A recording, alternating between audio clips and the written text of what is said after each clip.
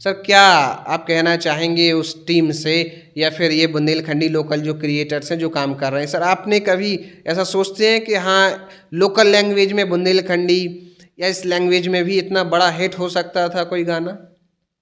Sir ये गाना बड़ा हिट है या नहीं है? बहुत बड़ा है। बहुत बड़ा है। बहुत बड़ा हिट है। अब जी 100 मिलियन बहुत होते हैं। 100 मिलियन बड़े बड़े जो हिंदी के आर्टिस्ट हैं, हनी सिंह हैं, ऐसे ऐसे लोगों के भी गाने नहीं जाते हैं।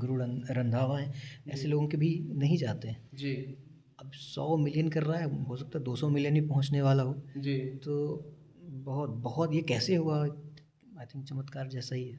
मैंने आपसे बात की थी जिस टाइम पे ये सर लगभग 1 लाख व्यूज़ थे इसके। मैंने आपको इंट्रोड्यूस कराया, चर्चा हुई थी, तो आपका सवाल यही था कि ये 1 लाख भी चला तो ये क्यों चला? ये 1 लाख भी बहुत होता है। जी एक तो सर लाख अब भी तो बहुत 100 मिलियन हो गए हैं, 125 मिलियन हो गए हैं। तो सर क्या कारण आपने, क्या ये गाना आपने देखा है विजुअल से, इसको सुना है? मैंने देखा। मैं जी मैंने भेजा था उसके बाद ही देखा हो या पहले सुन चुके थे? नहीं नहीं, पहले नहीं सुना था। जी सर आप ने क्या एनालाइज किया है कि क्या कारण रहा होगा इस गाने का चलने का इतना? आई थिंक 2-3 कारण हो सकते हैं। पहला तो ये रिलेटेबल है। जी है ना, भौजी और ये बहन और उनके रोमांस, तेवर और है ना, जी भौजी की बहन का रोमांस, और उसको जिस तरीके से शहरों से, बुंदेलखंड के शहरों से जोड़ा गया है, जी तो वो लोगों को कनेक्ट कर रहा होगा आई थिंक।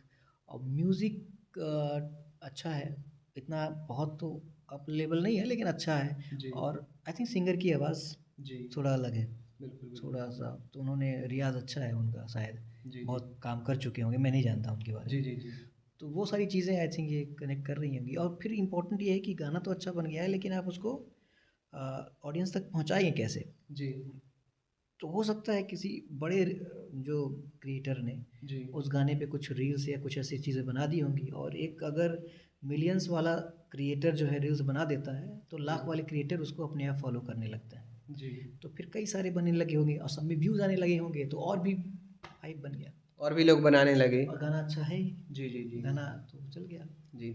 सबसे पहले सर जब मुझे जानकारी मिली थी लगभग 80,000 के लगभग इसके व्यूज़ हुए थे, तो मेरे लिए भी यही था। जब आपसे लगातार मेरी बात क्योंकि होती रही है, तो हमारे बीच में कॉमन डिस्कशन यही था, 1 लाख 2 लाख चलने के बाद तो सर ऐसा है मिलियंस तक पहुंचना कोई बड़ी बात नहीं होती है, क्योंकि एक बार चीज़ें बूस्टअप हो गई हैं, यूट्यूब एल्गोरिदम में आ गया है, वो चीज़ें फिर वायरल होनी होनी है, फिर वो कितने भी मिलियन जा सकता है। मेन क्वेश्चन ये आ रहा था कि भाई ये गाना 1 लाख भी चला तो क्यों चला? इसका जवाब सर मेरे दिमाग में तो ये आता है कि पहली बात तो इसके बीट्स या म्यूज़िक बहुत अच्छा है, जो ट्रेंडिंग में आजकल चलते हैं, जैसे मेनली भोजपुरी गाने हो गए, उस टाइप के कुछ म्यूज़िक बीट्स हो गए।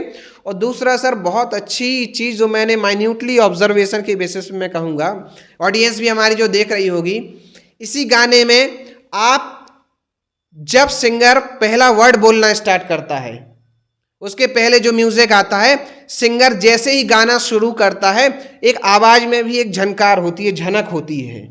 तो जो पहला ही लाइन जो सिंगर उठाता है, वहां से जो आवाज कानों को लगता है, जैसे जिस टाइम हम प्रैक्टिस करते थे मेथड एक्टिंग में, 2 टाइप की वॉइसेस के बारे में हमें बताया जाता था, कर्ण मधुर और कर्ण कटु। शब्द तो कुछ भी हो सकते हैं, आवाज कैसी भी हो सकती है। कुछ आवाज़ ऐसी होती है जो कानों को सुनने में अच्छी लगती है, कुछ आवाज़ ऐसी होती है जो कानों को सुनने में खराब लगती है, कन कटु कन मधुर। तो आवाज़ बहुत बढ़िया है, वो कहती है मेलोडियस है आवाज़, तो उसका भी सर कहीं ना कहीं रोल रहा होगा। बाकी ऑल ओवर तो ऊपर वाले की कृपा है, वो तो हालांकि होता ही है। पर उस पे आप डिपेंड नहीं हो सकते ना, वो तो जी डेस्टिनी है, वो तो है ना, जी लक के ऊपर है। जी लेकिन आप लक सोचोगे तो कुछ करोगे नहीं, लक जी के ऊपर कुछ काम होता नहीं, वो जी तो जी जी आपके कंट्रोल में ही नहीं है। जी।